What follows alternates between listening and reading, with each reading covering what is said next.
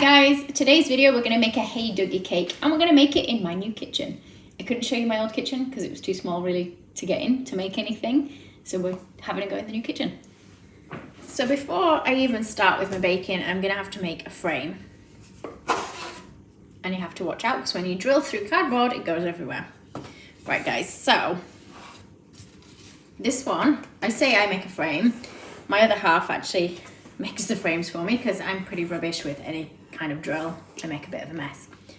But we've got a piece of wood and then we put little legs on it. And the reason for the legs is so that when it stands up, these little nuts and bolts don't catch on your table or worktop. So they should stay under there and not touch the table.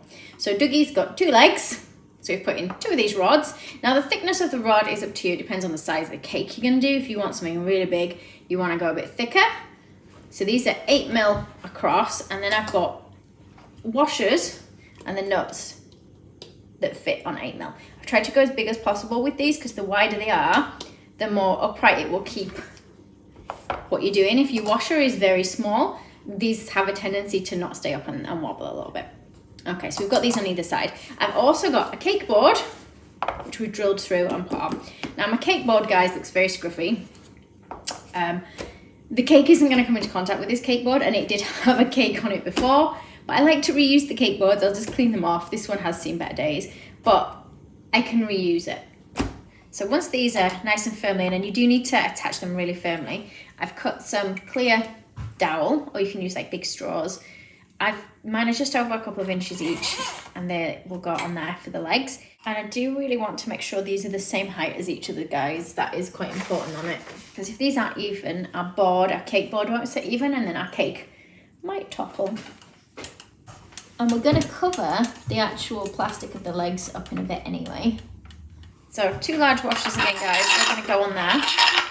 Then we're going to want to add our cake board. Now I've got a 6-inch cake board that's going to go on, a cake drum, and my cakes are actually 7 inches that I'm going to put on this. So I've got the holes in this already. They're going to go on there. Once you've done that, you're going to want some more washers. I've gone slightly smaller this time. If you've got big ones again, you can use the bigger ones. I'm going to screw these all the way down again. What you do need to make sure, guys, and I didn't mention it earlier, is when you have the rods, these ones came this size, so we didn't have to cut them down. But you might find that depending on the height of your cake that you have to cut them down. But I think Duggie's going to be at least this height. So I actually don't mind them running through the cake because it's going to stop the cake sort of falling off, especially if I'm transporting it anywhere. But I do need to cover these. So I just want to make sure it's at least the height of that, if not taller. So I think about that. And what I'm going to do now is I'm going to cover all these bits with ganache. So I'm going to put chocolate ganache around here so that they're fully covered up and they're not going to touch the cake. And the same for in the tops of these as well. We're going to sort of fill them with ganache. The legs, you can ganache around there if you're going to cover them in something that's going to be eaten. I think I'm just going to have mine as solid sort of paste on the legs because they're not going to be overly big. So I'm going to say don't eat the legs on this one. But you guys can if you change it for something nicer than just solid paste. Right, I'm gonna go give my hands a good wash, make sure everything's nice and clean, and then we can make a start on the edible parts. So I'm just gonna pop a little bit of chocolate ganache in the ends of these. And then we're gonna put a little bit around here, covering the nuts and bolts. So we'll let that set. Once that's set, it should hold these straws in place as well. So I've made some buttercream, guys, some chocolate milkshake stuff. I used some of this flavoured stuff in it. And I'm going to put a thin layer of buttercream on the bottom.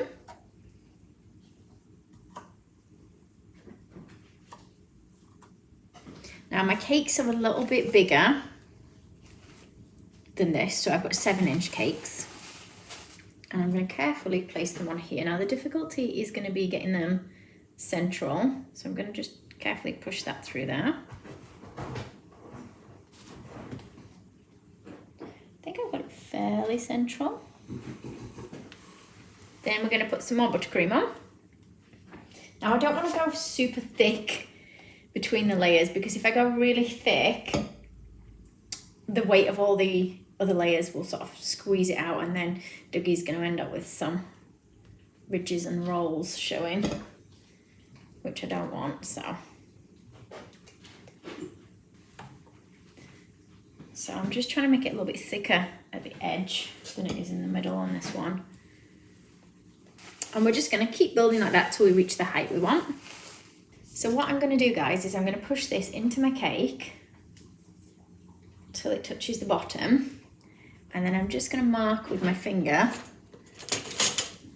where it comes to the top of the cake. And I'm just going to trim that and push that back in. And I don't think you guys can see it from there. Can you see that now is level with the top of the cake? So I'm going to do the same on the other side. In fact, I'm going to put 3 of these in. It'll just help support the weight. And then we do the same in there. So once you've got your 3 supports in, you're going to put your next cake card on. Put a bit more buttercream on here, guys. So for the top, I've got a 6-inch dome cake that I've cut, and we're going to put that on to here. And then what I'm going to do is any little gaps or big gaps, I'm just going to use my buttercream to fill in. I am going to coat the whole thing in ganache shortly as well, but I'm just going to use that buttercream to fill in all my gaps for now. So I've actually filled in most of the gaps, and I've probably given it a light covering of buttercream everywhere. I'm going to try and squeeze this in the fridge if I can now to set this up a bit, and then I'm going to go over with ganache afterwards. So what I'm going to do, guys, is across the bottom, I'm just going to trim a tiny bit of this cake, and I only mean a tiny bit, just so that it kind of slopes towards this slightly smaller board that we've got. I'm going to do this all the way around, and then I'm going to put some ganache on there as well. So I've got my ganache fairly runny at first. Oops. And it will thicken up a little bit as I'm using it, but I just want to get it on this bottom edge first. So we'll do this all the way around the bottom edge. So we're going to cover the whole thing in ganache. So as well as using my palette knife, I'm going to use a flexible smoother. So just that it bends means we can scrape over the curved shapes a little bit easier. So just keep going until you've got it really nice and smooth. At this stage it could be a number of things. It just looks like a minion that I made on a video a few years ago on here. I'm going to use some pastel green fondant now to cover the board. I think I've got about 750 grams of this.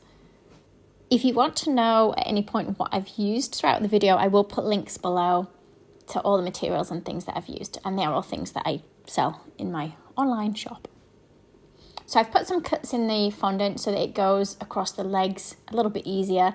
And where it doesn't reach the board, you can just roll it out to fit.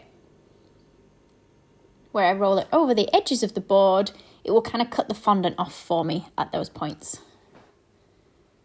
And blend together over the seams the best you can. I'm going to cover the whole thing in piping gel. Now you can spritz it with water, but I was worried about it dropping on the fondant, and the piping gel is quite sticky, so it's pretty much like glucose or sugar, I think, is piping gel. Now I'm going to start with some brown fondant, and we're going to place this over the top of the cake. It doesn't need to come all the way to the bottom, because he's got his top and trousers that we'll cover the bottom section with. So it's starting to crease a little bit at the bottom. I'm not too worried because we're going to be cutting those bits off. Smooth over it with a cake smoother. I'm using a flexible one here. Now I'm just marking whereabouts I want to cut this off. I'm using a ruler because I'm not very good at cutting a straight line, and I want to try and get it as straight as I can across here. If you find these videos useful, guys, please do give the video a like and subscribe to my channel for more tutorials. So next I'm going to take like a mustardy colour, and we're going to wrap this around the body. I just want to have it so it lines up with the brown. It doesn't need to overlap over the brown though. And don't worry if you don't get the neatest edge at this point. And I'm going to give it a quick smooth again with my smoother, especially over the seam at the back. And then I'm going to cut it off so that you can just see the bottom section poking out, because I want to see a little bit of his trousers shortly. Now before I put on the trousers, I've got some yellow and I'm just cutting it to the thickness of my ruler. And we're going to use this now to cover the join between the two pieces of fondant that we've just put on. Now I'm putting it on in 2 pieces. If you want to put it on in 1 piece, you can do, that's absolutely fine. I should really neaten up that back bit. But there's a little gap at the front and that's where his little tie is going to go. So I'm just using a little off cut, fairly short. I've just cut it to a point at the end. I'm going to stick that down there. And I've got some blue. We're just going to cut a square out of the blue. So again, the same width as my ruler, which I think is about 2.5 centimeters. I just want to make sure the gap here at the front is also the same size as that square that I've just cut. Just pop the square in place there. And then the colour for the trousers is almost a mix of his top with a little bit of green I think I put in. And this is just going to go over the bottom. Now it doesn't go fully under, covering all my board underneath, but I figured it would be okay since nobody's going to be looking right underneath the cake itself. So I'm just going to smooth this off. I do want to try and smooth it nicely up to the line of where his top is. And then I'm going to roll some fairly thick for the legs. Just want a couple of sort of square / rectangle pieces, and we're going to just wrap them around each leg. I'm going to give it a good squeeze on. I want to make sure it touches the cake board at the top. And then if you've got any extra at the back, you can just cut it off. So next we're going to take a little sausage shape of brown. I'm going to cut the end off, and then we're cutting that end in half for 2 little feet. I don't want them to be too big because his legs are fairly small and they're just going to sit on the front like so. Now for Duggie's nose, I'm taking a bit of brown. I've added a little bit of white to the brown and I'm just rolling an oval out, making it slightly more bean shaped. And then we want a little oval of black for the nose. Now I'm doing all this when it's on the board, but you can add the nose when it's on Duggie's face, once you've stuck it on the main part of the cake if you prefer. I'm drawing a little line in with my Dresden tool, and then we've just got a little piece of black fondant that I'm going to then drop into that line. And let's put some highlights on in white. So I've got a little dot of white and then a sort of carrot shape of white that we've bent around the nose there. Let's stick it on at the front. Now you can use a bit of edible glue or water or even your piping gel for this. Just make sure there's not too much on, otherwise it will slide down the face. I'm just going to mark on his eyes. Now, apologies, you can see ladders and all sorts in the background. We are currently having our house like extended and stuff, and the workmen haven't finished, so all their tools and equipment is there in the background. So 2 ovals of black fondant there in the eyes. Also, I probably shouldn't have left my Morrison's carrier bag in shot either. Sorry, guys. So I've got some leftover brown fondant now that we're going to use for the ears. I've added some CMC or Tylose. You can use CMC or Tylose or gum trag just to firm it up a bit. And I've rolled roughly an oval, and then we're going to kind of cut it at an angle like that. And these are the shapes for the ears. Now, if you hold them in place first, if they look a bit big, we can trim them down, make them a bit smaller. And once you're happy, we can stick these on. Now, I'm using piping gel again to press these in place. And I haven't neatened up the back of his collar. You'll see that it won't matter shortly. Now his ears seem to have stuck, but if you find that they don't just stick, you can just push a skewer or cocktail stick underneath them, just to hold them in place till they set. Now I'm going to make a name and a number for this one, name and age. Now a lot of you guys ask what I do with the cakes I make. Usually I give them to friends and family, so this one I am giving away to a very special little boy. So I'm just using some letters. These are little letter push cutters. It's not quite the same font as Hey Duggie, but I thought it would be okay for this one. And I've got some white modelling paste, flour and modelling paste, that I'm going to stick these letters onto. And I'm going to cut around them the best I can, leaving a white outline around the edge. Now the white is fairly thick so that hopefully it stands upright on its own when I try and stand this up later. And if you're going to put any text or ages, numbers on yours, you can make these bits in advance of making your cake. You don't have to do them after icing your cake. In fact, the further ahead you've made these, the better, because they can set nice and solid. And let's do a similar kind of thing for the number. Sticking it onto a white background and just trimming around the edge. For the back of my number, I'm just going to stick it onto a yellow star. So I've got some yellow modelling paste Just going to cut out a star. Again, we're going to put that white outline around the star by placing that onto some white modelling paste. And we're going to cut around all the outside edges, just leaving a bit of white showing. So taking a round cake card, I'm going to just cut a tiny bit off the bottom, and this is going to have a rainbow on it, and that's going to be our backdrop. So I'm going to take some orange modelling paste, and we're going to roll it into a long sausage shape. And then I'm going to roll it out with my rolling pin, just to flatten it a little bit. And I'm going to stick this using some piping gel to my cake card. Now you just want to make sure your cake card shows a little bit at either side of your Hey Duggie cake. I could have really done with making mine a little bit bigger, but it wouldn't fit on the cake board that Dougie's on if I'd made the rainbow bigger.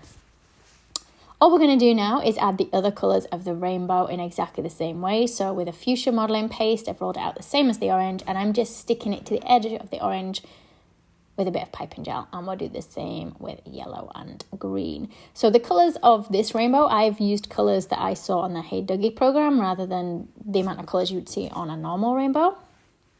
I'm going to fill the middle section with some pale blue. And I apologise, guys, that I did have the rainbow pretty high up in shot and didn't realise you couldn't see it too well when I was filming this one. Let's trim the blue off at the bottom. Now, don't worry if it's not overly neat at the very bottom edges. We're going to cut out some clouds and we're going to stick them over that bottom edge. And you can stick them anywhere on there that you want. So I'm going to have one up here, I think. And let's have this one cut like that, so that instead of them going over the rainbow, they look like they're in the sky in the background. And then we'll stick some over the top of the rainbow as well. So this is going to sit in the background like this. Now, I didn't make it and then pick it up immediately, guys. I did give this a good few hours to firm up. And you're going to be able to get it to stand up by placing thicker clouds at the front and also at the back of that rainbow, and that should hold it in place. And then I've used the exact same shape to cut out green paste so that it looks like little bushes rather than clouds. And I've put plenty of piping gel on those to hold them in place. I'm going to pop my number 1 in front of it. So these bushes are going to help hold up the number and the name. So you want to have them fairly thick, otherwise they won't offer support. I would advise doing them in modelling paste because it's a bit firmer than fondant. Just deciding whereabouts that's going to go. And I'm just going to add a couple more bushes just behind there like so. So it's starting to come together now. I'm just going to add Duggie some arms. Just make sure you don't make them so big that they won't stay up. The heavier they are, the more they're going to want to pull down the cake. And I'm just going to add a little ball of brown fondant at the bottom of each arm as well for the hands. So Duggie's just missing his badges, which I'm just going to make using some circle cutters. And I can cut out some triangles by hand. Let's add his badges. I think these just finish him off nicely. So there's my version of the Hey Duggie cake. I wish I'd gone a bit bigger with the rainbow because you can't really see all the colours on it.